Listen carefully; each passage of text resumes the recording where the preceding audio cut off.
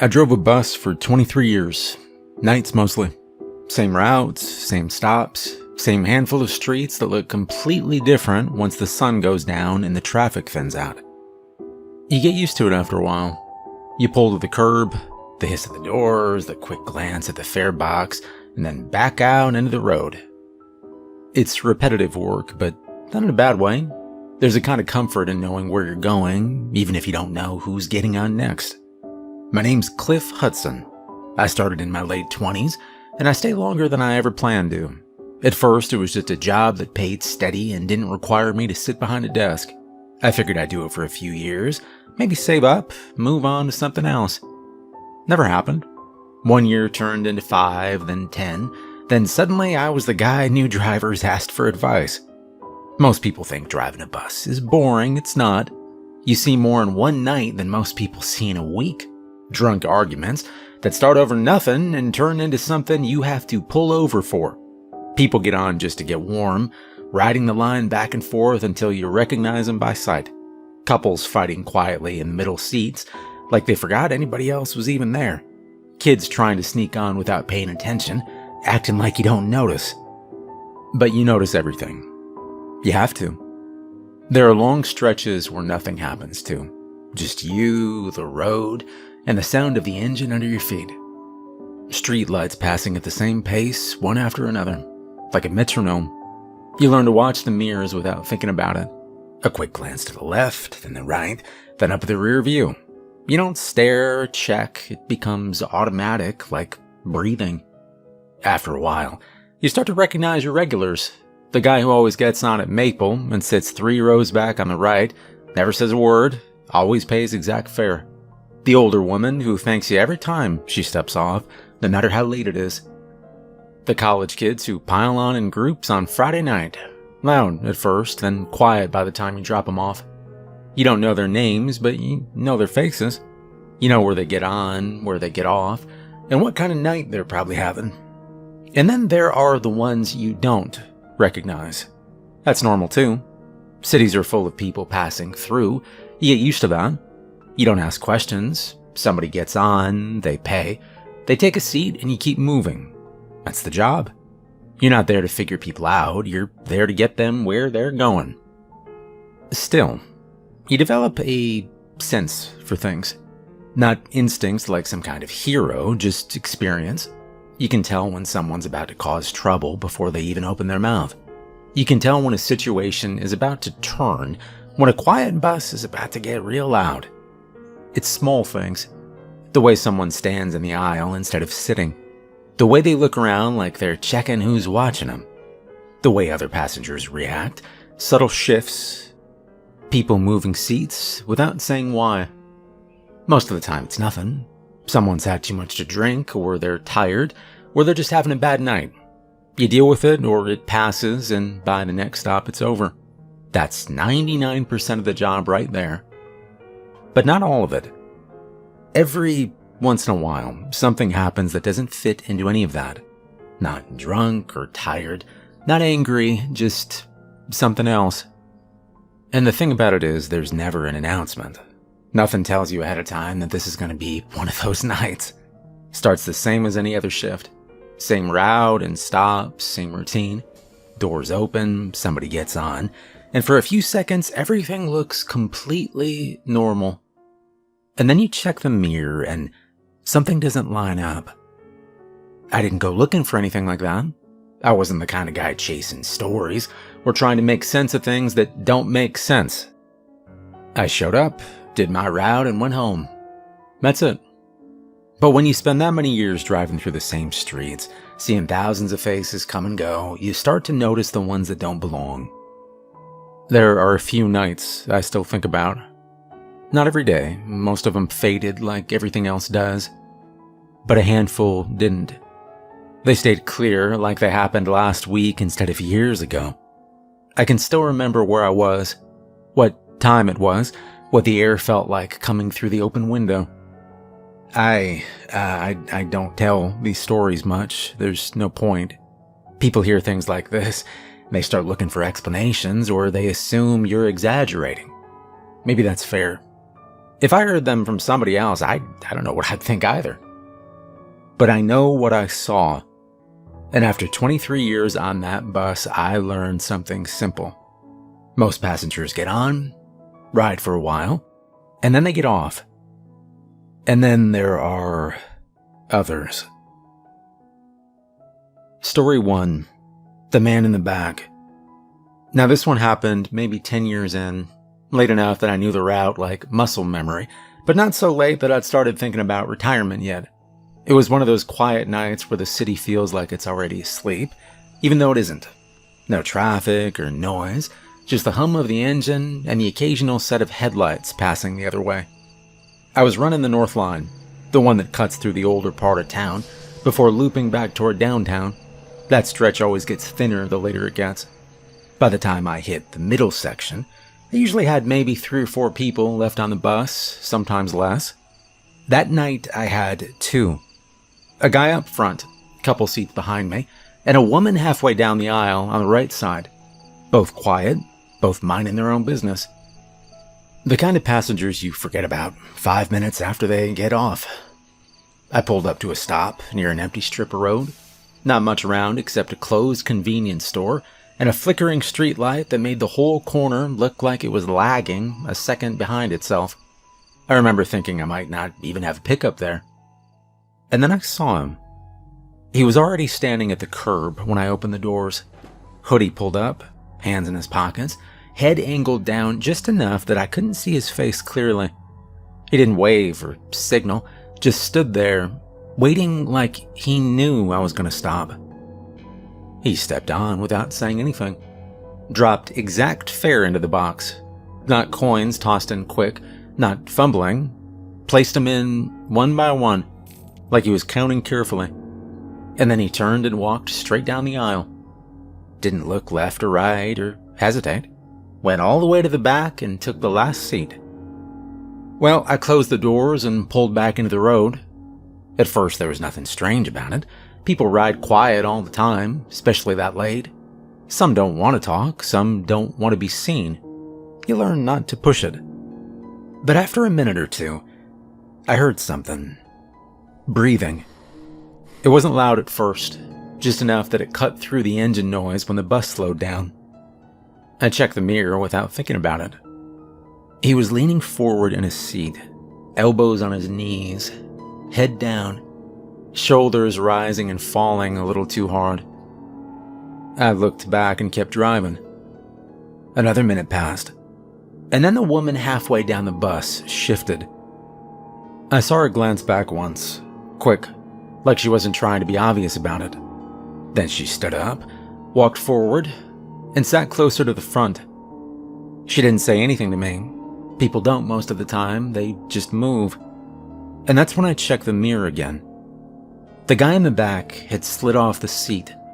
Not fallen, slid. He was down low, between the seats, shoulders hunched, one arm braced against the floor like he was trying to hold himself up. For a second, I thought he was having a seizure. I've seen that before. You stop the bus, call it in, trying to keep people back. That's protocol. I took my foot off the gas, and I leaned forward a little, trying to get a better angle in the mirror. Hey, you alright back there? No response. Just that same breathing, louder now. The bus rolled a few more feet before I hit the brakes and brought it to a full stop in the lane. I didn't open the doors yet, I just watched. His back started moving differently. Not just rising and falling, jerking. Like something underneath his skin was pulling in the wrong directions. His shoulders tightened, then snapped forward, and then held there for a second too long. The sound changed too. Wasn't just breathing anymore. There was something else under it. Low, rough. I stood up halfway out of my seat. Sir? And that's when his arm slipped. He caught himself on the floor, fingers spread wide, but they didn't look right. Even from the front of the bus, I could see the way they pressed into the rubber flooring. Too tense, too long. He shifted again, and his head hit the back of the seat in front of him with a dull thud. Not like he felt it, more like he didn't notice at all. The woman up front stood up behind me. "What's wrong with him?" she asked. "Stay up here," I began. Just stay up here."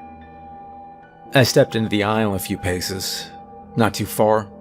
You don't rush into something like that unless you have to. You watch first. His hoodie was pulling tight across his back now. Not like he was stretching. Like it didn't fit anymore. The fabric bunched along his shoulders, then flattened, then pulled again. Another sound came out of him. Low and wet. Not a word. He pushed himself up slowly. Not standing, not yet. Just enough to get his knees under him. And then he stopped and everything went still for a second. Then he rose. Not like a person getting up. His back came up first, hunched and uneven, one shoulder higher than the other.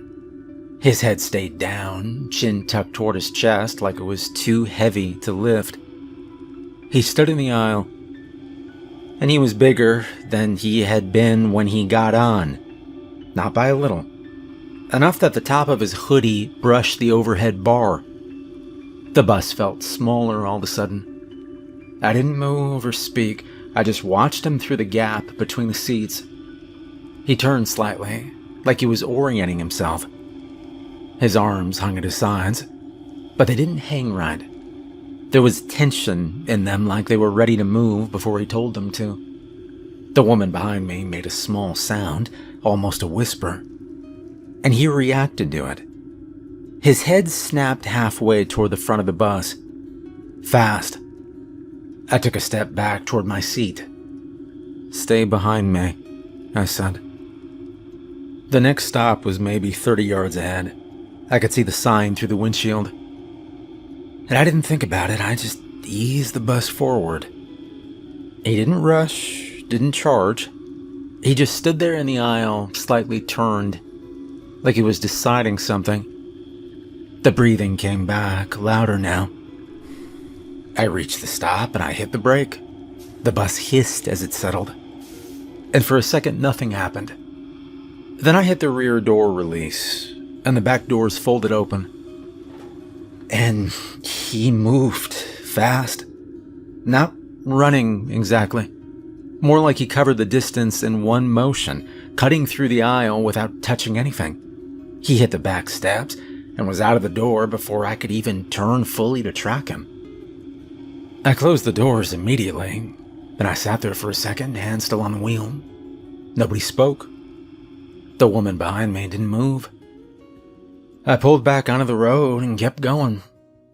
Nobody said a word the rest of that route.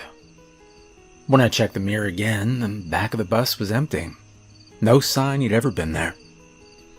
I drove the rest of the night like nothing happened.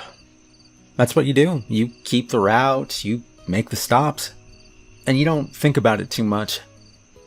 But I'll tell you this. In the time he was on that bus with me, whatever he was, he changed. Story 2. The Quiet Woman. I was running the east route. It passes through a mix of older buildings and newer developments, then loops back toward downtown. Usually quiet that time of night. You get a few regulars, people heading to early shifts, a couple of stragglers from the night before, but nothing heavy. Well, I pulled up to a stop just past a row of closed storefronts. There was a woman waiting. She stood a little off to the side of the sign, not directly under it. I remember that because most people stand right under the pole without thinking about it. I don't know, she wasn't hiding or anything, just positioned a little different. I opened the doors, and she stepped on. "Hello," she said. "Oh, hello," I said back. She paid without looking down, dropped the fare clean into the box, then moved down the aisle. She didn't go all the way to the back. Instead, she took a seat halfway down on the left side, one of the spots where the overhead light had burned out months earlier and never got fixed. That section always sat in a kind of shadow, even when the rest of the bus was lit. I noticed it, but I didn't think much of it. Most people just prefer the darker spots. We pulled away from the curb. At the next couple of stops, a few more passengers got on. One of them was a guy I'd seen before, mid-30s maybe, rough around the edges, the kind who talks a little too loud even when nobody's answering him. He came on, paid, and looked around for a seat. And then he saw her. I watched it in the mirror, that quick moment where someone picks a seat and changes their mind halfway through. He walked down the aisle, and he dropped into the seat next to her. I remember thinking he probably wouldn't get much out of that conversation. For a minute or two, nothing happened. The bus moved, the lights outside started to shift from deep black to that early gray, and I kept my eyes on the road. And then I heard him. "So you heading to work?" he asked, loud enough that it carried. No response. I checked the mirror. She was sitting the same way she'd been when she got on, hands folded in her lap, head slightly turned forward, not looking at him. He leaned back a little, tried again. "Long night, huh?" he said. Still nothing. And I've seen that before, people not wanting to engage. Usually the other person gets the message. He didn't though, he was persistent. And that's when I noticed the first thing that didn't sit right. She hadn't moved, not even a little. Not the kind of stillness you get when someone's ignoring you, it was exact. Like her posture hadn't shifted a fraction since she sat down. I glanced back again a few seconds later. He was talking again, saying something I couldn't make out. And she turned her head slightly, just enough to face him. And then she leaned in close, closer than you normally would to hear someone speak. I frowned a little and adjusted in my seat, trying to get a clearer angle in the mirror without being obvious about it. The bus hit a small dip in the road, and for a second I lost the view. When it leveled out, I looked back. And the guy was slumped, head tilted sideways, resting against the window. She was sitting upright again. Same position as before, hands folded, facing forward. I waited a second. Maybe he passed out, I don't know, wouldn't be the first time. But something about it didn't match. I leaned slightly, checking the angle again. And that's when I saw it. A thin line of blood. Not a lot, just a narrow trail running down from the side of his neck, disappearing into the collar of his shirt. No movement from him, no reaction. Just still. I felt my grip tighten on the wheel. I didn't stop the bus, didn't say anything. I just kept driving. You run through possibilities in your head in situations like that. Maybe he scratched himself. Maybe he had some kind of medical issue. Maybe I was seeing it wrong. But none of those explanations held up when I looked back again. She hadn't changed at all. Same posture and stillness. The only difference was that now every so often, I swear I could see her eyes shift. Not her head, just her eyes. Forward, then slightly up toward the mirror. I looked away immediately, kept my focus on the road. The next stop was coming up, not one she'd signaled for, but people getting off without pulling the cord sometimes. I slowed the bus. Before I even came to a full stop, she stood up. She walked down the aisle toward the front, and as she got closer I could see her more clearly. Her clothes were clean, neat, nothing out of place. Her face was completely normal, but her eyes, they looked locked. She stopped just behind the line near my seat, and for a second neither of us said anything. And then she looked up, right at me. There wasn't any panic in her expression, no guilt or rush, just awareness. Like she knew exactly what I had seen. And then, very slightly, she smiled. Not wide or exaggerated, just enough to show that she understood. I opened the doors and she stepped off, just down the steps and onto the sidewalk. I looked back towards the man again, getting ready to check on him, but before I could, somebody else noticed him. "Hey," they said, nudging his shoulder. "You alright?" He stirred after a second, blinking, confused. Yeah, I'm fine," he muttered. He sat up slowly, rubbing the side of his neck.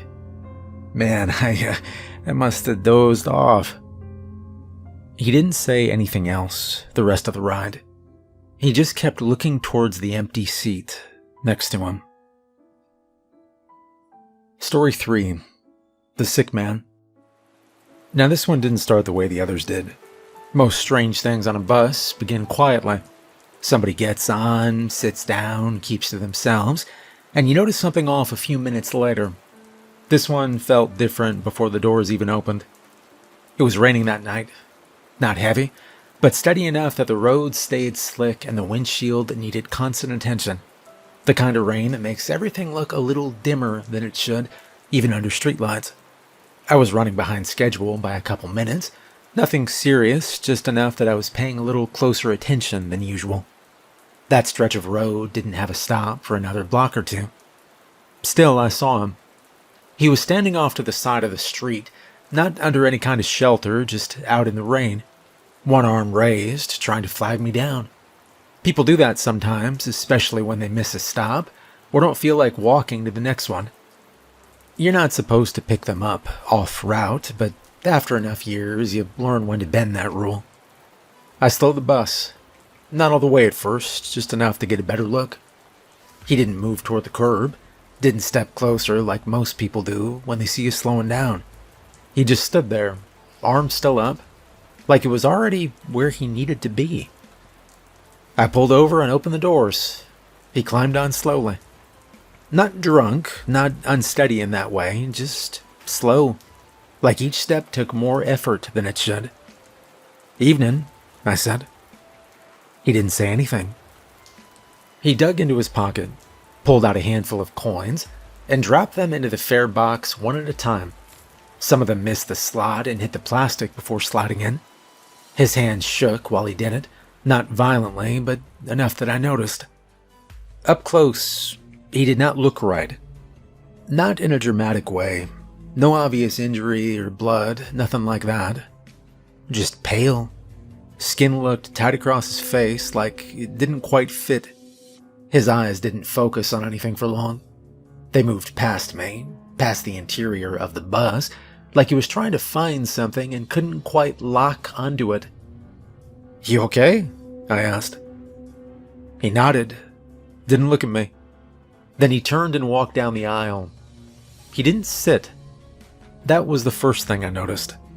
Plenty of people stand for a stop or two, especially if they're getting off soon, but he didn't move like someone waiting for a short ride.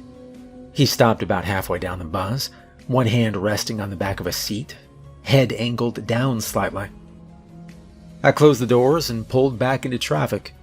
There were maybe 4 other people on the bus at that point, a couple near the front, one toward the middle on the opposite side, and one in the back. No one said anything when he got on, but I saw a few glances in the mirror. Nothing unusual about that. New passenger late at night. People notice. For the first minute or so, everything stayed quiet. Then I heard the breathing. It was heavier than it should have been. Not like someone out of shape, not like someone who'd been running, just uneven. Each breath came in a little too fast, went out a little too slow. Didn't match the rhythm you expect from someone just standing there. I checked the mirror, he hadn't moved. Still standing, still holding onto the seat. Head down. But his shoulders were moving now. Not much, just enough to match the sound. I looked back to the road. Like I said before, you get used to things like that.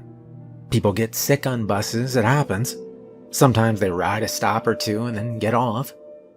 Sometimes you have to pull over. It's not uncommon. Another minute passed. I checked the mirror again. He'd moved, but not much. His hand wasn't gripping the seat the same way. It had slid lower, fingers dragging along the fabric, like he was losing strength in them. His head dipped a little further forward. I tapped the brake lightly as we approached the next light. "Hey," I called back, keeping my voice steady. "You need me to stop?" He didn't answer. The light turned red, and I brought the bus to a full stop. And that's when his hand slipped completely. He dropped to one knee. It wasn't a sudden collapse, more like something inside him gave out and the rest of him followed. His other hand caught the edge of the seat, but it didn't hold. He leaned forward, then down, until he was braced against the floor. A couple of passengers stood up near the front, unsure what to do. I was getting ready to go back and check on him when the light changed. I eased the bus forward again, keeping it slow. And then his shoulders jerked. Just once. Sharp enough that I noticed immediately. Then again, a little harder. I tightened my grip on the wheel. "Sir?" I said again. No response. His arm shifted, pressing harder into the floor. And then his back arched. It's hard to explain, but it didn't look like normal movement anymore. One of the passengers near the front took a step forward. "Is he having a seizure?" they asked. I checked the mirror again. His head had turned slightly, just enough that I could see part of his face. And then he moved again, slow this time. He shifted his weight from his knee to his feet, pushing himself upward. It took longer than it should have, like his body had to remember how to do it. He stood, not fully upright, but enough to balance. His shoulders were still hunched, his head angled down, but he was standing. Nobody on the bus spoke or moved. The only sound was the engine and that breathing. I glanced ahead at the next stop. It was coming up fast. I didn't think about it too much, I just knew I wanted the doors open. I slowed the bus and pulled in. Before I came to a complete stop, I reached for the door control. The bus hissed as it settled. The doors folded open, and for a second nothing happened. And then he turned and faced the open doors. He went down the aisle, past the seats, past the empty rows, and out through the doors into the rain. I watched him through the mirror as he stepped off. He didn't look back or stop, just moved away from the bus into the dim light of the street until the rain in the distance made it hard to see him clearly. I closed the doors and sat there for a second. Then I pulled back onto the road. Nobody said anything for a while, but eventually somebody sat back up. Another person moved closer to the front. The bus returned to something like normal, but not quite. A few stops later, one of the passengers who had been sitting across from him stood up and came forward. "Hey," they said quietly. "When he fell, did you see his shoulder?" I glanced at them briefly and then back to the road. "What about it?" They hesitated. "Well, it looked like he'd been bitten." I didn't answer, I just kept driving. They stood there for another second, like they expected me to say something. And then they went back to their seat. I finished the route without incident. Same stops and streets and routine. By the time I pulled back into the depot, the rain had stopped. Everything looked normal again. It always does. Story 4. The Woman in the Dress. This one was earlier in my career. Not my first year, but still close enough that I hadn't seen much. Back then, I was still paying attention to every little thing, trying to do everything exactly by the book, making sure I didn't miss anything. It was a normal night. Clear, no rain, no wind. The kind of shift where the air feels still, and the streets look a little too empty for a city. I was running one of the shorter loops, the kind that cuts through a residential stretch before reconnecting with a main road. There's a stop on that route that always felt a little off to me. Not because anything had happened there, at least not that I knew at the time. Just sat in a strange spot. One side of the street had a row of older houses set back a little too far from the road, and the other side was just a long, dark stretch of sidewalk with no real lighting except for a single street lamp that didn't reach as far as it should. I pulled up like I always did. No one was waiting at first. I almost closed the doors and kept moving. And then I saw her. She stepped into the light from just outside the reach of that street lamp. Just enough that I hadn't noticed her until she wanted to be seen. She was wearing a dress. That stood out right away. Not because it was unusual for someone to wear one, but because of the style. Looked older. Not worn or dirty, just, not something you'd expect to see at that hour in that part of town. Light color, simple, fell straight down past her knees. I opened the doors, and she stepped down without saying anything. Didn't look at me, didn't nod, just moved past the fare box, dropped the money in, and walked down the aisle. Her steps were quiet, not completely silent, just softer than they should have been on that rubber floor. I remember noticing it because everything else was so still that even small sounds carried. She didn't go to the back, took a seat about halfway down on the right side, sat upright, hands resting in her lap, facing forward, and I closed the doors and pulled away. There were a couple other passengers on the bus, but nobody paid her much attention. She didn't draw the kind of notice that makes people stare. If anything, she blended in too easily. For the first minute or two, nothing felt out of place. I drove, checked the mirrors, watched the road, and then I glanced up at the rear view. That's when I saw it. She was sitting exactly where I expected her to be. Same posture, same position. But there was an axe in her head. The handle angled slightly backward, buried above the temple, like it'd been driven in from the side. There wasn't blood pouring everywhere. No movement, no reaction from her. I looked away. I didn't know what the hell to do. Looked back to the road. Don't judge me. You have never been in that situation. You don't react right away to something like that. Your mind tries to correct it. Bad angle, reflection, something in the mirror catching light the wrong way. I counted a few seconds in my head, and then I checked again. Same seat, same woman. No axe. Nothing. Her head was normal. Hair in place. No damage. She hadn't moved, didn't look around, didn't change anything. Just sat there like she had when she first got on. I looked in the mirror for a second longer than I should have, then forced myself to look forward again. The road was empty. Streetlights passing in steady intervals. Everything exactly the way it should be. I told myself that's all it was. Bad reflection. Something catching the light. You see strange things in mirrors if you stare at them long enough, especially at night. Well, I kept driving. Minute passed, maybe two. No sounds from the back, no movement. The bus felt quiet again. I glanced back up at the mirror one more time. And for a split second, it was there again. Same position, same angle, a giant axe. I didn't even give myself time to process at that time. I just looked away immediately. Focused on the road, keeping the bus steady. Didn't say anything or stop. When I checked again a few seconds later, she looked normal. Exactly the same as before. Well, at the next stop, nobody got on, nobody got off.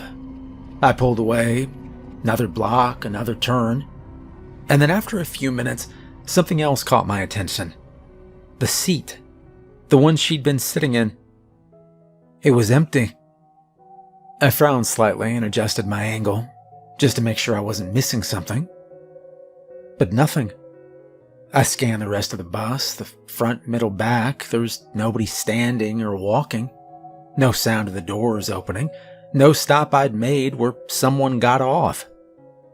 She was just gone. Well, I kept driving.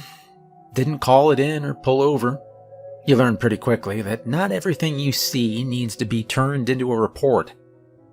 By the time I finished the shift, it had settled into the back of my mind like something I'd almost convinced myself didn't happen. Almost. It wasn't until a few days later that it came back. I was talking with another driver during a break. We were going over routes, stops, the usual things. That stretch of road came up in conversation. I mentioned it without thinking. That stop with the houses set back, I said, always feels a little off. He looked at me for a second, then said, "You ever hear what happened there?" I shook my head. He leaned back in his chair. "Years ago," he began, "there was a woman lived on that block. Name was Mary Velvet." I didn't say anything, just listened. "Well, her husband killed her real bad, right in the house. Argument got out of hand and he grabbed an axe. They say he got her right in the head. Just left her there." The room felt quieter after that. I nodded once, like it was just another story. But I remembered her. I remembered the way she looked. I remembered her dress. And I remembered the axe. Story 5. The Birth. This one happened later. Not at the very end, but close enough that I'd already seen most of what the job could throw at me. By that point, I wasn't easily shaken. I'd learned how to keep steady, keep things moving, and not let panic take over when something went wrong. That night started like any other.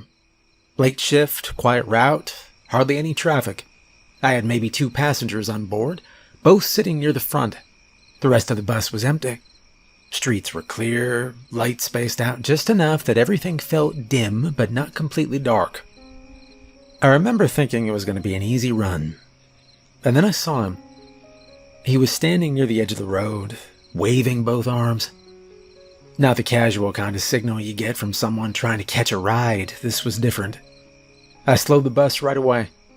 When I pulled up and opened the doors, he rushed forward, half turning back as he did. Please, I need help," he said. Then I saw her. She was just behind him, one hand gripping his arm, the other pressed against her stomach. Her face was tight with pain, breathing sharp and uneven. She could barely stay upright. She's in labor," he began. "We're not going to make it." I didn't hesitate. "Get her on," I said. He helped her up the steps. She winced with every movement, trying to keep herself steady.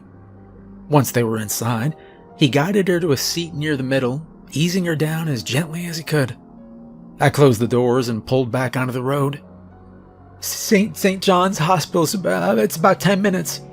But she can't." He didn't finish the sentence, but I knew what he meant. I could hear it in her breathing.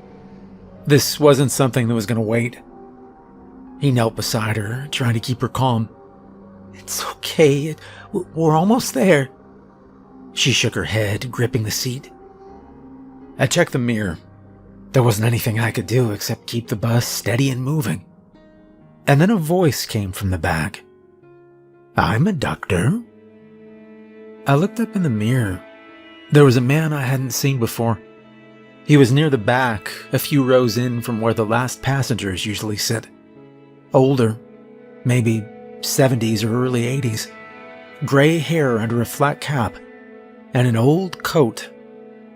He stood up without any rush. "Name's Graham," he said as he walked forward. "Let's take a look." There was something about him that settled the air immediately. The husband moved aside without even thinking about it. You could see it in the way he shifted, like he trusted him before he even knew why. Graham knelt beside her. "All right," he began calmly. "You're doing fine. We're just going to take it one step at a time." His voice was steady. He gave instructions clearly, like he'd done it 100 times. "Help me move her back a little," he said to the husband. "Easy now, that's it." They adjusted her position across the seats. I kept the bus as smooth as I could, easing off the brakes early, taking turns wide, doing everything I could not to jolt the bus. I watched through the mirror. Her breathing got sharper, more frequent. She cried out once, then again, gripping the edge of her seat. "You're all right," Graham said. "Stay with me, just like that." I'd never seen anything like it. There was no panic in him. None. I just drove. Time stretched a little in that moment. Hard to say how long it actually took. Could have been a few minutes, but it felt longer. And then everything went quiet, just for a second. Then a baby crying. It filled the bus in a way nothing else had that night. I let out a breath I didn't realize I'd been holding. The husband did too. He leaned forward, hands shaking, looking down. "Oh my God, oh my God," he said. Graham moved carefully, finishing what needed to be done, then nodded once. "Healthy," he said. "You've got a healthy baby." The relief that followed was immediate. The husband kept thanking him over and over, and Graham just gave a small nod. Well, we were coming up on the next stop, and I slowed the bus. Graham stood up slowly. He adjusted his coat, and then turned toward the front. As he walked up the aisle, he glanced at the couple. He smiled at them. Then he walked past, caught my eye, and gave me a small wink. I opened the doors, and he stepped off. Outside, the street was empty. There was a light fog rolling across the road, low to the ground, drifting slow, and I watched him through the windshield. He walked forward at the same steady pace he'd had the entire time. Just moved into the fog, step by step. His outline softened as the mist thickened, faded, and then he was gone. Well, I finished out my years on that route. Same streets and stops, same routine I'd been running for more than 2 decades. By the end of it, I could have driven it with my eyes closed if I had to. Every turn, every light, every place where someone might be standing, waiting for you to pull up and open the doors. Most nights were exactly what you'd expect. Quiet. People getting on, people getting off. A few conversations here and there. The usual things you deal with when you're driving late. Nothing that follows you home, nothing that sticks. But not all of it fades like that. There are a few nights that stay clear, sharper, like they never really settled into the past the way everything else did. I still think about that man in the back sometimes, the way he moved, the way he stood there in the aisle like he didn't belong inside his own body anymore, the way he got off without hesitation, like the bus was just one small stop in something else he was dealing with. And the woman in the dress, that one definitely sticks with me. And there are others. You don't forget things like that. Not completely. But if I'm being honest, the one I think about the most is Graham. Not because it scared me, it didn't. That night, it could have gone a different way. I knew it the second I saw them standing there in the road. The way he was waving, the way his wife could barely stand. Didn't take much to figure out how bad it could have gotten if things didn't line up just the right way. And then somehow they did. He was just there. Calm and steady. Didn't rush or hesitate, just stepped in, did what needed to be done, and made sure everything turned out the way it was supposed to. I've thought about that more times than I can count. Tried to remember if I missed him getting on the bus. Tried to place him somewhere on the route where it would make sense.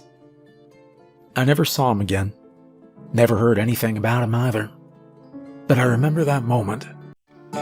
Because after everything I'd seen, after all the strange things, all the quiet things that didn't make sense, all the nights where something bad happened, that one was different. There's a lot of strange out there, a lot of things you can't explain, a lot of bad. But after I saw him, I remembered there is good, too.